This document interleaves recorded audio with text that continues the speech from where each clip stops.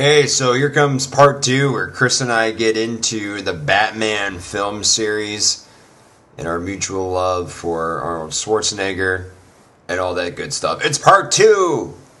Enjoy!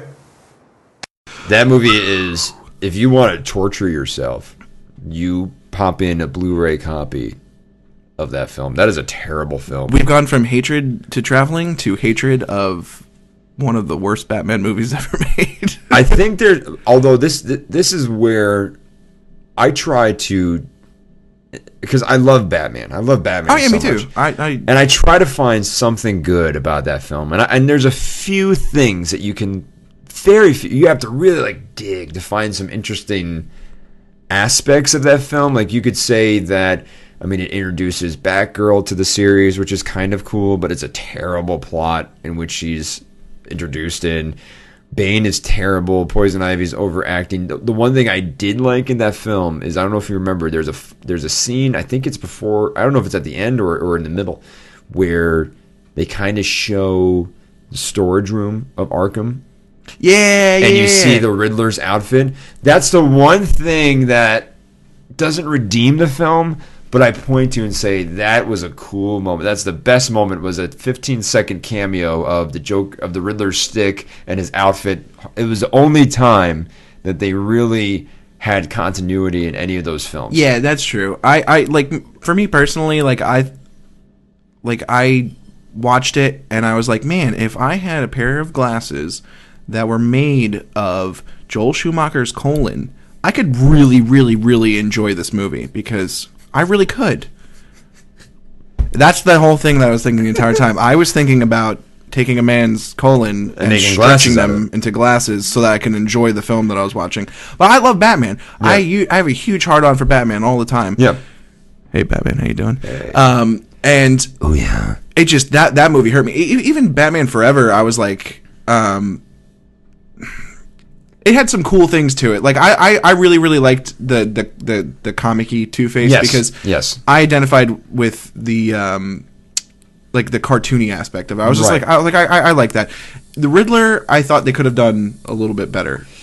There's a not saying Jim Carrey did a bad job, right? But I think what the problem with that franchise for me was, it went from, let's make a somewhat serious, grounded Batman film with Michael Keaton and Joker, where it's fantastical, but there's elements in that film. I don't watch that film and go, that could never happen. I go, that's plausible. Yeah. Batman Returns, you get a little bit weirder, but it's a little tongue in cheek too, with the penguins that shoot stuff, because somebody had pointed out that there was a moment where he's in the bat like ski jet. The clowns killed it for me, but the clowns didn't kill it. But like, and then he kind of gives a smirk toward the camera, like, really, a penguin shooting a missile at me? Like, that was like kind of cool, tongue in cheek. And then you go in with Joel Schumacher, this overboard. And I'm also trying to keep in mind, like, I'm 29 now. When I was 14 and that came out, I saw it opening weekend, and I was like, it's Batman, I'm so excited. And I'm like, and that's what I think that was the audience. The audience wasn't dudes like us now. And I could see, if you were 20 when you saw Batman, and then you were 22, Batman Returns, and then now you're 25, or like our age, and let's say that was what we had. We've been blessed to have this trilogy. I think that's the thing that forgives the last 4 films prior to Batman Begins. I'm willing to give them a pass. But imagine we were 29 back in 1997 when Batman Forever came out. Oh, how terrible! How terrible would that be? Changed that whole movie for me, man. I know, right? That'd be like a heart attack waiting to happen. Right, now we can look at it as like a goofy movie we saw as a kid, and we got some enjoyment. I have a Batman Forever poster framed in my room. But I feel like, we were prepared for a good Batman movie, though. Right. We had Batman the Animated Series in the 90s, which was dark. That was a cartoon made for adults, and kids watched it, and it had its cartoony elements, but that was a pretty deep show. And then you went to Batman Forever, which it was like, well, the thing with that, I know Batman's a comic book character, but I mean, I really did like Batman the Animated Series. Well, I think, and I don't know if you've read that what the initial third movie was supposed to be, called Batman Triumphant, after Batman and Robin, after Batman Returns. I think maybe it was after yeah, Batman. yeah. Maybe it was. I think there's a story about a script floating around that Michael Keaton passed on the third Batman film after he kind of read the script, and it was a different director. Tim Burton was out. There's a script, and I don't remember if it was after Batman, or it might have been after Batman and Robin, where it was supposed to be Batman Triumphant was the name of it. And the script called for, and I thought it was a cool idea, they were going after Jack Nicholson hard, because the premise was it was a scarecrow fight. They're going to try and get Keaton back and really ground it. Mm-hmm.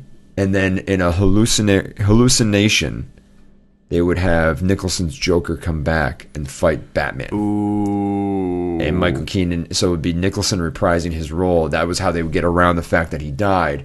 And that is also, I know I'm jumping around, sorry. But that's okay. It's kind of cool, right? That's just like, there was a wave of that would be awesome. Google Batman Triumphant, because it was supposed to just be Scarecrow, because they really, the people at DC, and I don't remember who it was, but they realized that they were just, it was a bloated franchise trying to throw and cram in, like, well, there are 2, now there are 3, now there are 4. 4 villains. 5. God. You know, and it was Bane, right. and Bane was terrible, and so they were really looking at it going, we're going to do 1, make it Scarecrow, make it scary, make it more realistic, have him hallucinate, and then have Nicholson's Joker come back. I'd be totally okay with that. But then what happened was that got scrapped, and then you had the conversation starting, because the last Batman film was, 1999? Batman and Robin? I think it was 99, because 97 was definitely Batman Forever. And I think it was because it was before the 2000s, yeah. Right, so then so that was in development 2000, 2001, 2002, and then that was when they scrapped it, and then that was when they started looking at Nolan, and Nolan did 03, 04 development, 05 it released, and then you have our present trilogy, which is absolutely amazing. Although I saw a video of like the movie sins people. Oh yeah. For Dark Knight Rises, which is kind of fun. There's critiques on those of course well. they're going to be. It needs, you've got so many people working on these movies, regardless of who writes it and who directs it. It's just there's expected to be some things where it's like, all right, we'll go back and we can make fun of it. And interesting, Kevin Smith made a good point in one of his podcasts about this current trilogy. Like there was little to no marketing for toys. Yeah. Because how can you make a toy about a genocidal maniac, Bane, and Batman, like, realistic getting stabbed? My fear, I guess, is that this turns into a trilogy of the next time around, which are already... And the warning shot to me, as a Batman fan, was for the video game Arkham City. Fantastic game. You played it. Absolutely amazing. You probably saw the rumor that the next installment is going to be a prequel. Yeah. Set in the Silver Age, which, those of you who don't know, Silver Age is like the goofy time of comics. You had the golden age of where it was like, hello, Superman, get those Nazis! And it was like that kind of... Yeah. Then you went Silver Age where it was like, Batman's on LSD, and he's the Batman of N-Zern-R, and which is called back, which I loved Grant Morrison's run, Batman R.I.P., because the Batman of N-Zern-R was one of the key plot elements, which was... Quickly to recap that, Batman has a defense for everything. Let's say Batman gets mentally messed up and like to a point where he's incapacitated. He has a secondary personality that overcomes the Bruce Wayne personality. Yeah. Batman of N-Zern-R, whatever it was, and this multicolored suit. And then it was because in the Silver Age they had a wacky premise of a Batman comic where he's in another planet, like Dimension Z, and he meets the Batman of that particular planet, which was Batman N-Zern-R. And it's this multicolored shit fest. That's when drugs were being used improperly in comics. And there was so many weird things in the Silver Age. I think you get a little bit of the Flash and his magical I want to say trampoline. It's not trampoline. An exercise machine. Treadmill. Thank you. Like a magical treadmill, and you have all these wacky ideas in the Silver Age. And I think that's where my fear is that the Batman trilogy is going. The next time around they do a movie is going to be way more on the kids' side of Batman. They can't. I think they can because they want to make money. They can't merchandise Nolan's trilogy. But they're right now their main goal is to compete with Marvel. Now Marvel has like the go-to with Iron Man, and they have like the comedy and the seriousness. And they've got it like down pat to a science right now where everybody is like they left Avengers and they were like, "Oh my god, Avengers 2, I can't wait." and right now, like the DC side of everything is just like, we want to, do a Justice League movie. If they go campy, it'll ruin the entire thing. Because you're talking about that would ruin Batman, that would ruin Superman. But you have to. I think that you have to. My opinion is you have to take Man of Steel, which is coming out this summer. Serious. You have to take that as a one-up because that was already in production prior to the talk of JLA. True, but it's also there was Christopher Nolan's involvement with it, and like how they keep going like, we don't want you to direct, but we kind of really want you to help us out, please, because you are a genius. And he helped out with that movie, setting up Batman for well, if you haven't seen the most recent Batman, just literally just giving it like promise, like it can be its own Batman storyline, or they can do completely opposite, which I pray to God they do. They're not gonna, as much as I think it would be awesome and ballsy, they're not gonna do John Blake as Batman. I honestly, in my AKA opinion, Robin. The best thing that they could do for Batman is if, let's say, Justice League craps out and it doesn't pan out to be a great idea, they go for the Batman Returns storyline, and they do old Bruce, and they do you skip a couple Robins because Jason Todd's already dead, and I think that would make for a great movie.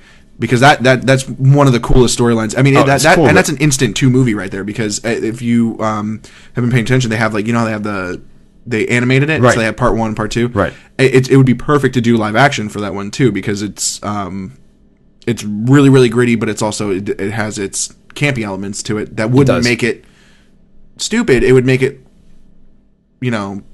I guess semi-marketable, but you once again you wouldn't be able to make toys for that because that's more of an adult Batman. The problem for me with JLA has always been that Superman is the most powerful person on the planet, and he could do everything himself. And the best stories are when you give him an enemy that he can handle, or my favorite, which they animated it, Justice League Doom, and they did it in the comics with Grant Morrison, was they had Batman came up with contingency files on every member of the JLA and how to take them down in case they went rogue. A villain steals them. I think it was Rock of Ages storyline where Lex Luthor steals it, and the Injustice League takes everybody out. Like, that was so cool because you're like, oh my God, Batman he's a genius, and he's taking everybody out. He's the world's greatest detective. He's the world's greatest detective. But those stories are fun when you take out Superman.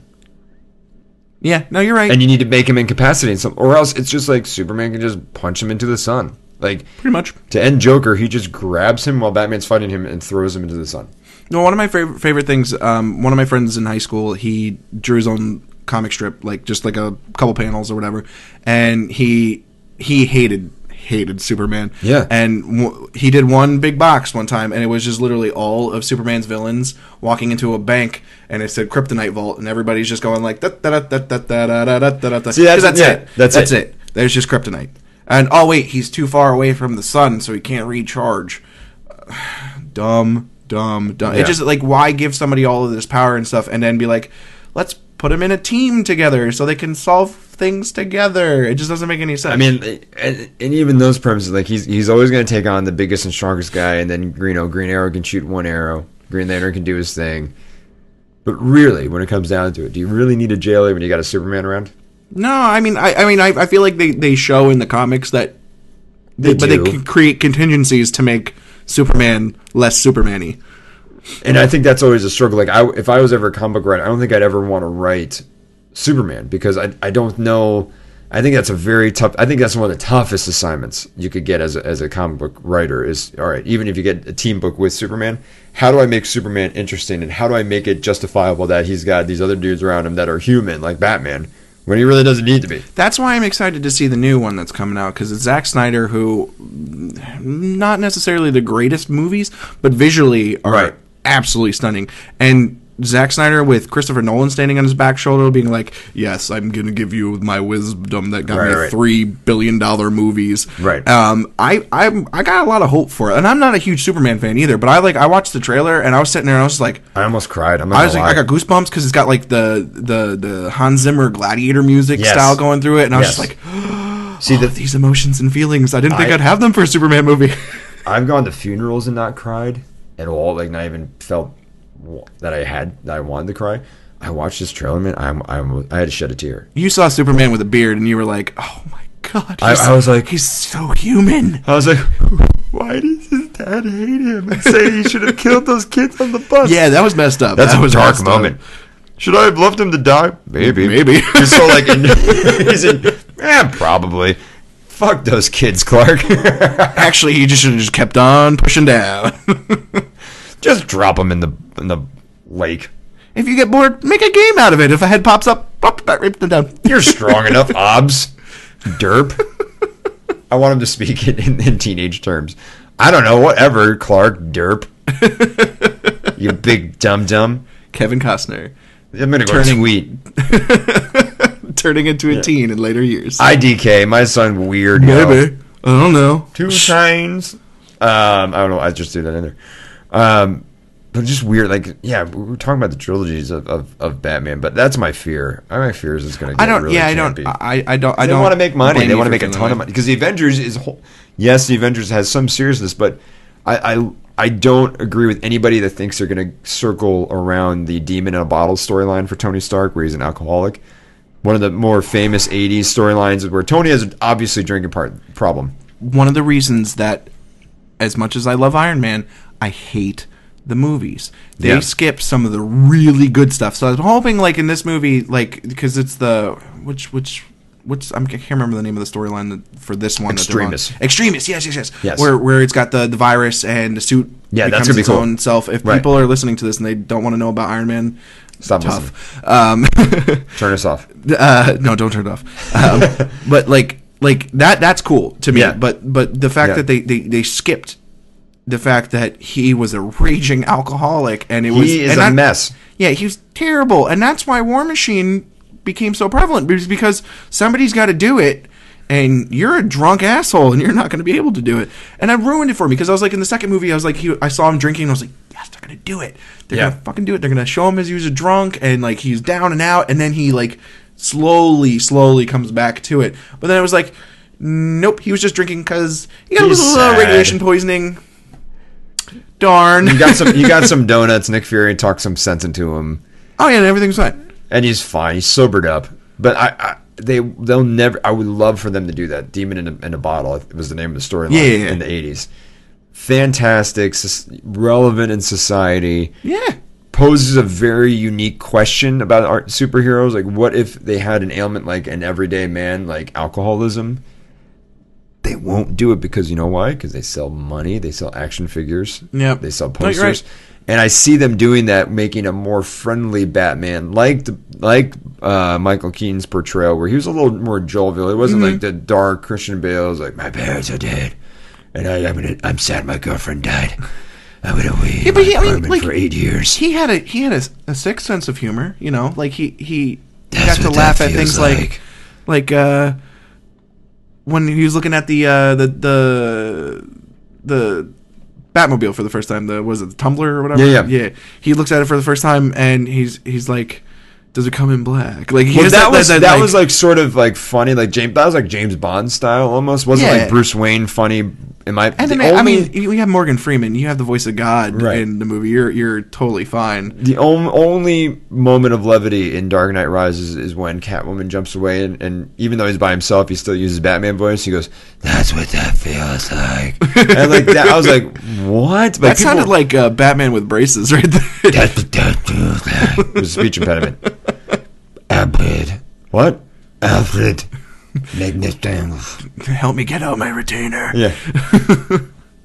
Orthodontist. No. So that was the only moment of levity where at least you had the great soliloquy that Michael Keaton does with Joker the first time. I knew a guy. He went real nuts in the head. He just went nuts. Do you want to get nuts? Let's get nuts. And then he goes, "You ever dance with the devil in the pale moonlight?" I mean, and like there was those moments where, and then Bruce goes, "What?" And he gets shot. Like that kind of like fun. Like Bruce is nervous with women in Batman 1 with Michael Keaton. Like he's kind of goofy. He's oblivious. Like I like that Bruce Wayne portrayal, and they did that in the animated series where he's like kind of a goofball. Yeah, he had. You know what I mean? Have some fun. I think at least for that movie for Batman, it was. he got a lot of that because you couldn't help but smile every single time you saw Jack Nicholson on screen. So you were already set in that mindset. So then when you got to Batman, you're already kind of like, it's not like, oh, your parents are dead, well, we're depressed again. It was more like, it was like, oh, well, you know, the Joker's like sick and very evil, but you're already in that happy sense. Right, and they had some I mean, even Heath Ledger's portrayal had some dark humor in it, which was funny, but it was like sadistic almost. It wasn't, in my opinion, there was, again, not enough that Warner's could look at that trilogy and say, here's a Joker action figure. They made him anyway, but they made him for more like collectors like us. You know what I mean? There was like a Scarecrow one for the first one. Even that was terrifying. That's like serial killer level. That Scarecrow with just a burlap sack and a regular dude. Like, you can't make that into a weird, goofy Two-Face or Riddler like they did in Batman Forever. You know? No, you're right. Because then you'd have kids sitting at home going like, "Look, mommy, my Joker has a gasoline can." Like, what are you going to reenact from Batman Begins? I'm poisoning Gotham's water supply. with the water supply playset. Oh man, that would have been some pretty cool commercials though. I have a sixth sense of humor. Or I'm going to be Mr. Zaz for Halloween and use lipstick to pretend like I'm adding hash marks for the people I've murdered. Wait, now Zaz was in the first one. Zaz is uncredited, if you want to say it. Like, skipped over. He skipped over. That would have been cool. And then I didn't like Scarecrow's portrayal in Dark Knight Rises. I thought that was lame. Yeah, no, you're right. I think it was just because they brought him back in the second movie and they had no Joker. I think that... And no reference to Joker, I still think terrible mistake. Awful. I just wanted one line where he'd be like, Joker was here, remember? Or like, remember that Joker guy? Remember that time I punched his hand? Because I thought that was a great tactic. If I ever get into an interrogation room, I'm just going to punch someone's hand flat into the table. And... hopefully they flinch like a normal person. Joker didn't flinch. Every time I watch that, I'm always just like wham, and he's just sitting there just like, and I'm like, how? And then, for me, it's always been, with Bane, perhaps you wonder why I would shoot a man. The man was Brazilian, right? Yeah. He's South American. And he has the weirdest accent. I have a letter from Jim Gordon. And you're just like, what? You got them, it's yours. Like, he's mocking. I'm like, oh my God, this is terrible. He watched some weird, dry British movies growing up. I really think he did. I don't think they'll ever get Bane right. Bane's supposed to be like this, like, mafia-style, super genius. Yeah, that's the thing. The tactician part, they kind of skipped over him both times. They royally fucked it up with Batman and Robin. Right. And then this one, they got where he's got, like, the plan's in motion, the things are set and stuff, but you don't really see it coming out of him. It's just happening. And but I think the reveal that Talia is involved kind of ruins it. Made him a dumb brute again. Makes him just a brute that is following orders, not a tactician. Again, Nightfall. I wanted them to do Nightfall so badly, and I had hopes when they saw the running inmates. I'm like, they're gonna do Nightfall, where the first time, not the first appearance of Bane, but the first time he really goes after Batman in Gotham.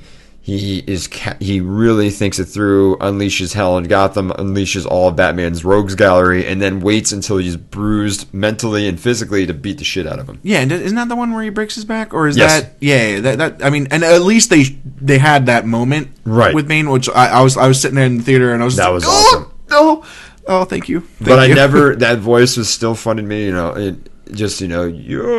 was born in the darkness. You merely adopted it. Final thoughts on Batman trilogy. Anything we missed for the Nolan movies? Yeah. Well, let's say this. Final thoughts on the future, because we could spend a whole other podcast, an hour, talking about Nolan's films, and I don't want to just condense it all. But future, because we talked a lot about the future. Where do they go from here? What's your final thought on that? Is it campy? Is it realistic? Is it just JLA Batman? We're going to get force fed for a while until they do a solo. Well, no, they have to do a solo movie because they have to establish him with whoever the JLA Batman's going to be. Right. So that's when it's going to be the divide if it's going to be real or not. I'm hoping that it's leaning towards the realer side, but like you said, they need to make money off of this in the long run. Right. And they have to be able to include the 12, 13-year-old, 14-year-olds being brought with their parents. So, unfortunately, I'm going to have to be sad about saying that it's probably going to go campy. I'm hoping it doesn't. I'm terrified it will. Mm-hmm. But I'm hoping to be pleasantly surprised. Oh. It's gonna be It's like terrible. I'm just thinking all these sad thoughts about like young Batman fighting young Riddler. Batman starring Taylor Lautner. Okay, that's it. I'm out. I'm talking my microphone, everybody. That's it. That's the end of days right there. That's it. Well, that's it for another edition of the Obit. I'm your host, Brendan. I am your also host, I guess, Chris. That was a terrible outro. And I am Chris. And I'm Brendan, and we'll see you next week. Bye, guys. Bye.